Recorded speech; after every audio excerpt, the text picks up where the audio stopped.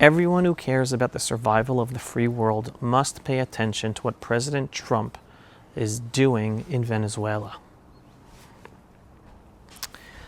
This is not just about one collapsing nation or a regional narco crisis.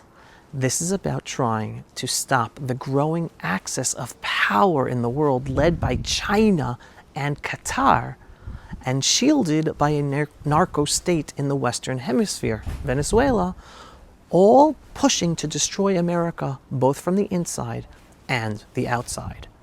For decades, the Chinese Communist Party has been quietly building deep economic and strategic control in Venezuela through oil for debt deals, infrastructure financing, and energy investments that now tie Venezuela's survival directly to Beijing's interests. China is not just trading. It has positioned itself inside America's backyard, creating leverage, access, and regional influence where the United States should be uncontested in its backyard.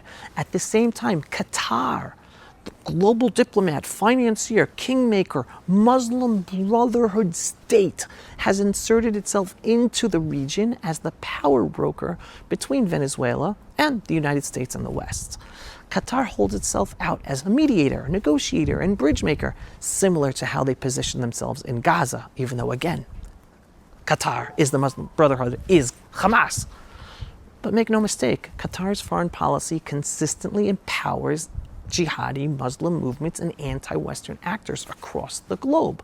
When Qatar becomes the middleman between Washington, D.C. and Caracas, Venezuela, it does so not to strengthen America, but to embed itself as a gatekeeper, a Trojan horse in the Western Hemisphere. We know it's not a Trojan horse, it's already in the gates. China and Qatar together building permanent footholds on America's doorstep. In South America, Venezuela giving them both the opening. This is why Trump's planned military offensive in Venezuela matters. It is not about Venezuela alone.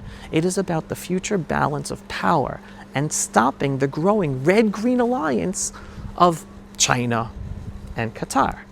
For America, the stakes are immediate and existential. Venezuela has become a narco-terror platform pumping poison into U.S. cities and killing U.S. citizens and kids.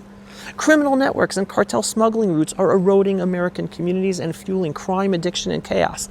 Leaving Venezuela intact means leaving China and Qatar unchallenged as they expand their influence only hours from United States shores.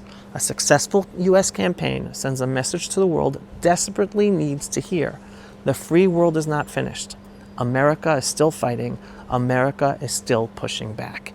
If the United States fails to act, Latin America becomes the next staging ground of the Red-Green Alliance. Communist authoritarianism fused with jihadi Muslim influence and economic dependency. If the U.S. succeeds, the free world gets a lifeline. Some may ask, well, what does this Venezuela situation have to do with Israel? And the answer is everything. Any blow against China's and Qatar's strategic global web weakens the global patron of Iran.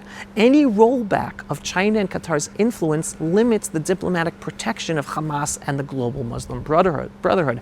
When America stops rogue regimes from becoming proxy states for anti-Western forces of China or Qatar, Israel becomes safer too, more secure and less isolated globally. We cannot ignore that the world is shifting. Power blocks are realigning. Alliances are forming beneath the surface.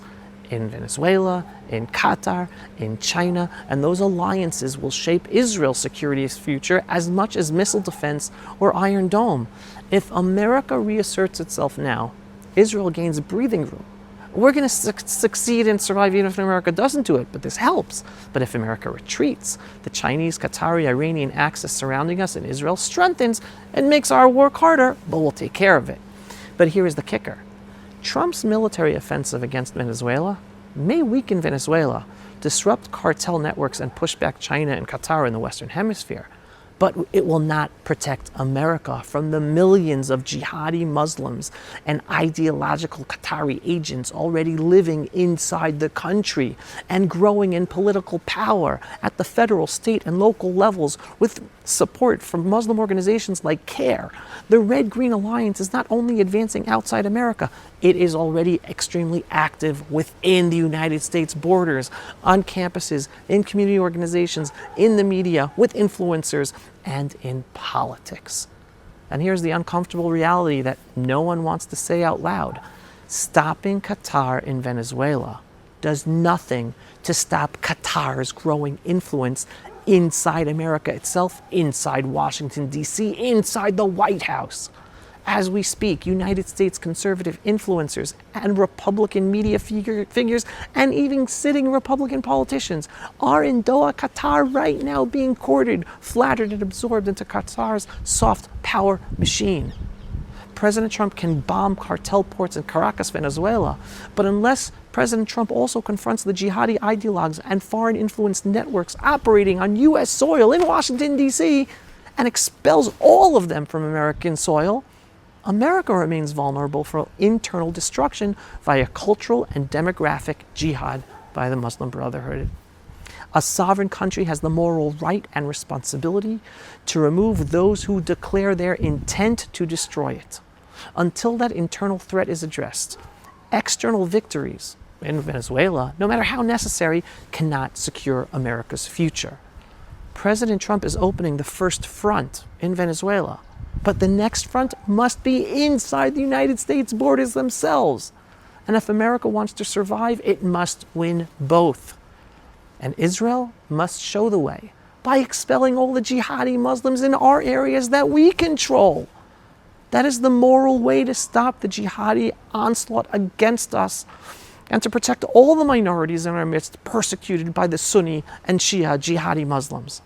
We in Israel must be the shining light of morality. Yes, it is moral to expel jihadi Muslims who want to kill and destroy us, for the rest of the world to learn from and also implement. It's not just about the fight of good versus evil.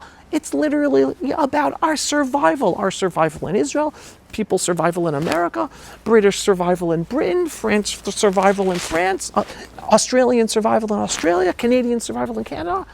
They must get rid of the jihadi Muslims in their midst, all of our countries, who say out loud, like right here, about how they want to destroy the countries they are living in and implement Sharia law and make it all Muslim.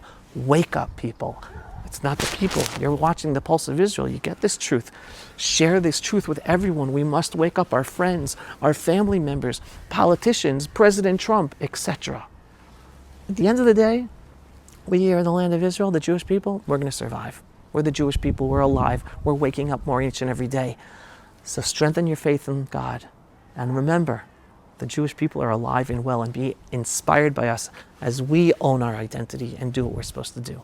Am Yisrael Chai. If you are not yet a subscriber to our daily, belief-based, inspiring, politically incorrect, truthful videos about Israel, the Jewish people, and the freedom-loving world, what are you waiting for? Go to pulseofisrael.com and click to subscribe today. And yes, we are a donor-based operation. We need your donations for support in order to make these videos and get our videos seen and do all the work we do. So every once in a while, whether a large donation or a small donation, just go to pulseofisrael.com and click on the donate button. Shalom, everyone, and thanks for watching. Pulse of Israel, frontline videos from the Holy Land. Support our work by donating today.